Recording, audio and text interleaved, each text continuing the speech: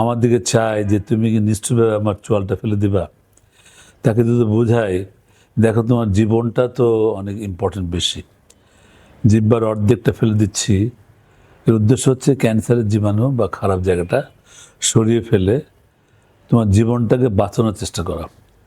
এবং কিন্তু একটা ভালো খবর হচ্ছে এই জিহ্বার যে অর্ধেক ফেলে দিচ্ছি, এই জিহ্বাটাকে আবার রিকনস্ট্রাকশন করে মোটামুটি আগের মতো জিহ্বা তৈরি করে দেওয়া হয়। চোয়ালটা ফেললেও তাই।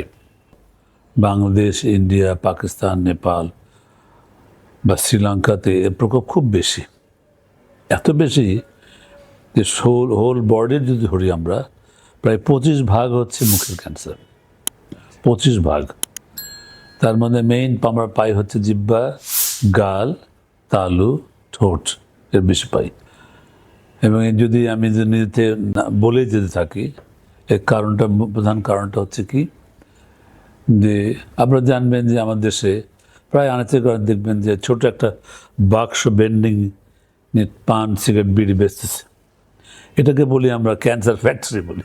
জর্দা, গুল, খৈনি, এর সঙ্গে সুপারি, যেটা এই সুপারি এগুলো মিশ্রণ করে যখন আমরা চুন সহ খাই, এটা হাইলি পোটেন্ট কার্সিনোজেন হয়ে যায়।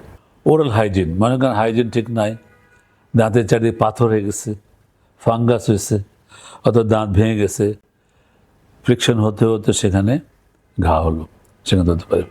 গ্রামের থেকে সাইডে হবে, গালে হবে, জিহ্বায় হবে, সেখান থেকে শুরু হয়ে যায়। অর্থাৎ এটা প্রধান কারণ। এছাড়া অনেক কারণ আছে।